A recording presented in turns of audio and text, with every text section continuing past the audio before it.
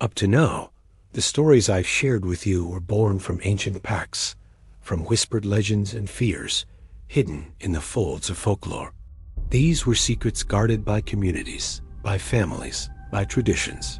But there's another kind of secret, a more modern, colder, and perhaps more relentless type, the corporate secret. Large industries, in their incessant search for resources, dig deeper than any explorer, map territories no government knows, and sometimes they find things that weren't on geological maps, anomalies that defy science and common sense. And when that happens, the protocol isn't superstition or prayer. It's a confidentiality agreement, a mass dismissal, a fabricated bankruptcy, silence bought with money and fear. Human history is a succession of apocalypses. Plagues, wars, natural disasters. We always survive. We always rise from the ashes. But every civilization has a weakness, an Achilles heel.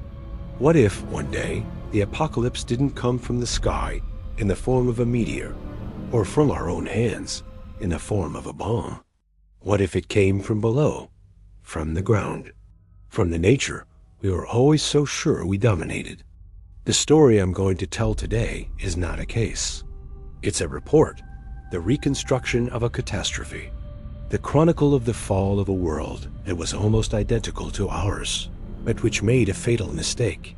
It underestimated the power of its smallest inhabitants, a fungus. I had access to fragments of a lost world, diaries, recordings, military reports, and with them, I will tell the story of how humanity became an endangered species, and the story of a man and a girl who became everyone's last and most improbable hope. Good evening, or good morning. I am the Unseen Archivist. In the next two accounts, we will do something different. A two-part series to document a single massive event. We will analyze what the survivors called the Cordyceps pandemic. Today, in part one, we will witness the beginning of the end, the day the world we knew fell ill, and the journey of a man who lost everything, only to find a new purpose in the person who could save everyone, or condemn them for good. And before we open this file, if you also wonder about the fragility of our civilization, leave your like to join this analysis. And if you want to access these rare and forbidden stories, subscribe to the Unseen Archivist channel and hit the bell. Your presence here is proof, even after the end of a world, its stories deserve to be told. Let's begin. The records I obtained indicate that everything began in London in mid-September 2013. The source was a mutation of a fungus we already know, Cordyceps. In our reality, it infects insects, turns them into zombies, and controls them to spread its spores.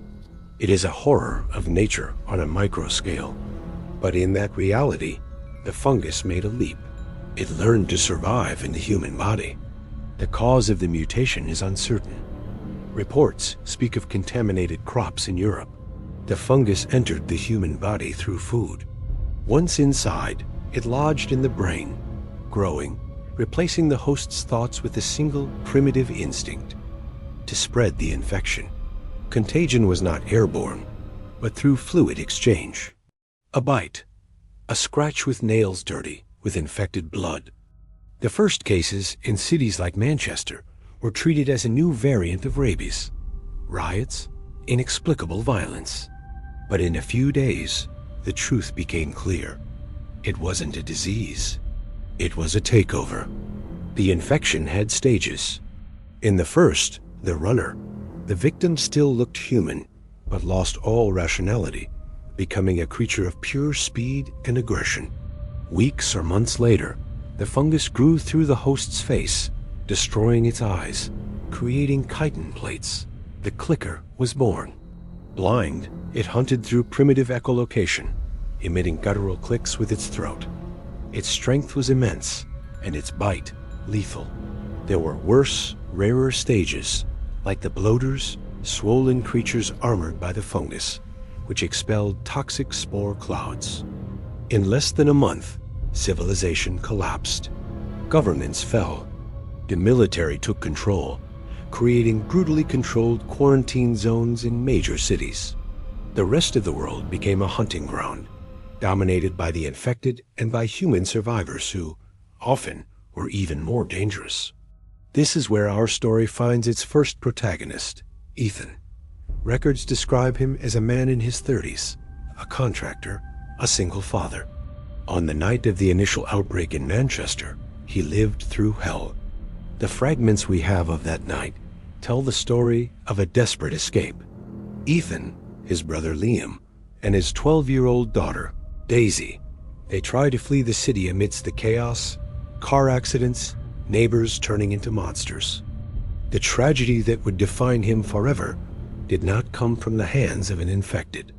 While trying to pass a military blockade on the outskirts of the city, a soldier, terrified and following orders to contain at all costs, shoots. He hits Daisy.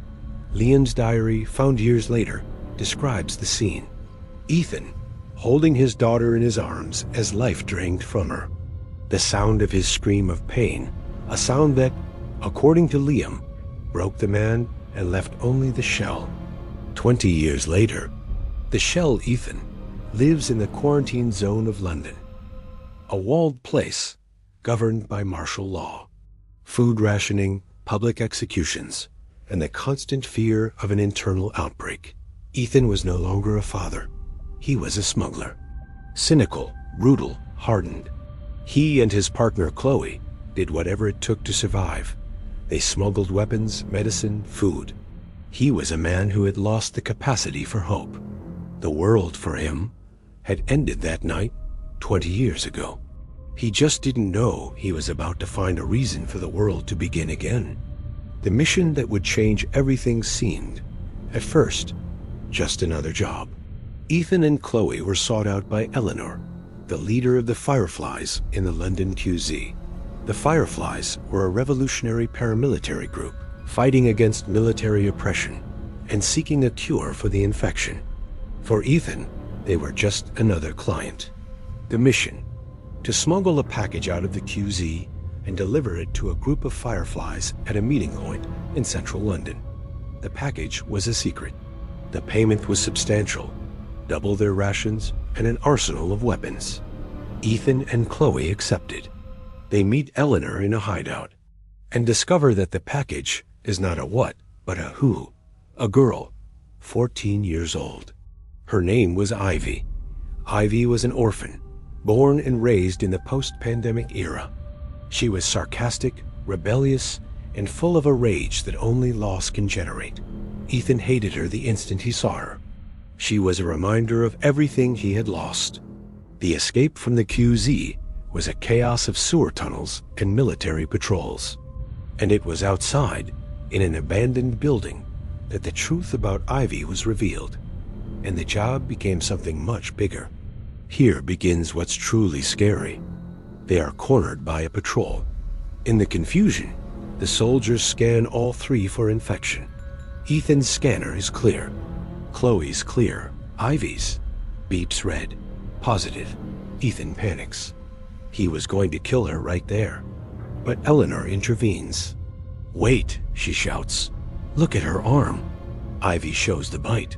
But it wasn't recent. It was scarred. It was 3 weeks old. It was impossible. The Cordyceps infection is fatal in, at most, 2 days. The bite of a clicker was an instant death sentence. But Ivy was there. Immune. Eleanor explains. Ivy was the first known person to survive the infection. Her body somehow developed resistance. She wasn't just a girl. She was the cure. The Fireflies had a lab in Western England, with doctors capable of synthesizing a vaccine from her blood. Ethan's mission wasn't just to take a girl. It was to take humanity's salvation. The revelation is interrupted. They are found by the military. In the desperate escape, Chloe is bitten. And the transformation in her is fast. Knowing her time is up, she makes a decision. "Take the girl, Ethan," she says, showing the recent bite on her neck. "Make it count." She stays behind, holding off the soldiers in a last act of sacrifice. Ethan, reluctantly, grabs Ivy and flees, hearing the gunshots and screams behind him. Now it was just him, and a girl he didn't want, but who he now had a duty to protect. What follows is an odyssey, a journey of thousands of miles across an unrecognizable United Kingdom. My sources for this part of the story come mainly from a diary, believed to have been written by Ivy, found years later by explorers. The journey of Ethan and Ivy first takes them to a historic town in Northern Ireland, walled and silent. The diary describes the place as a personal fortress of a single survivor, Thomas, a paranoid man who filled the town with deadly traps and who, at first, sees them as a threat. Thomas was a former smuggling partner of Ethan. The interaction between them is tense, full of distrust, but Thomas, reluctantly, helps them with supplies and a car. Ivy's diary describes Thomas's loneliness with a touching sadness, revealing that his partner George had been infected and that Thomas lived only to keep their memory and his town safe. They continue their journey. The diary narrates the beauty of a world without us. Nature reclaiming cities, rivers running clean, silence. But it also narrates the horror, the constant danger of the infected, especially the clickers, in the dark tunnels and abandoned buildings. And the even greater danger, other humans. In a ruined city, which records indicate to be an abandoned Edinburgh, they fall into an ambush. Not from infected, but from hunters. Survivors who have become bandits, who kill for food, for ammunition, for a pair of shoes. The brutality of the fight is described in detail in Ivy's diary. It's the first time she sees Ethan in his survival mode. The quiet, bitter man transforms into a killing machine, efficient and merciless, to protect her. And it's the first time Ivy has to kill to survive. A terrible rite of passage that solidifies the bond between the two. They are no longer smuggler and cargo.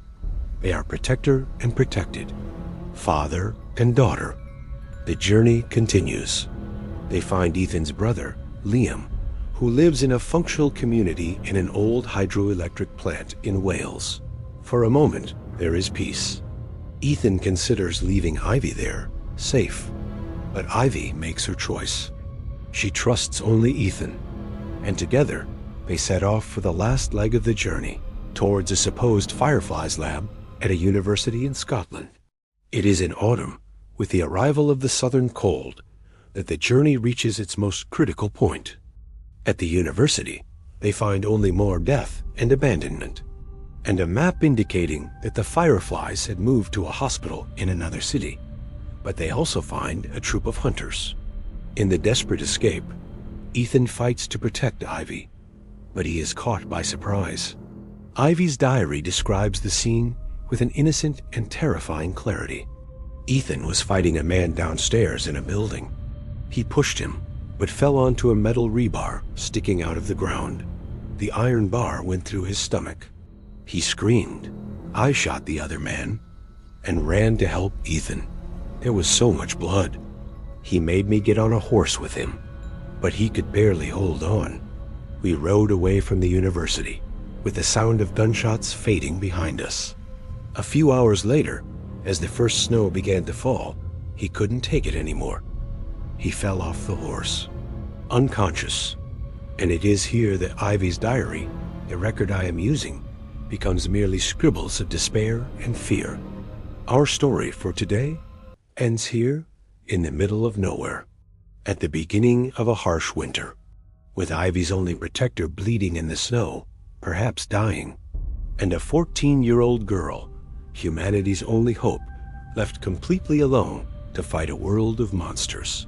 Their journey is far from over, and our investigation is not either. In part 2 of the Cordyceps report, we will discover if Ivy survives the winter and finds help for Ethan. We will meet the new and terrible groups of survivors she will encounter on her way, and we will finally reach the final destination, to discover the terrible cost of the cure they are so desperately seeking. If this story of survival and loss captivated you, if you need to know what happens to Ethan and Ivy, subscribe to the Unseen Archivist channel and hit the bell. Your subscription is what allows us to continue piecing together these lost stories. Leave your like and your theories in the comments. Do you think Ethan survives? Thank you for joining me in reconstructing the beginning of the end. See you ... on the next tape, in the next diary. Until next time.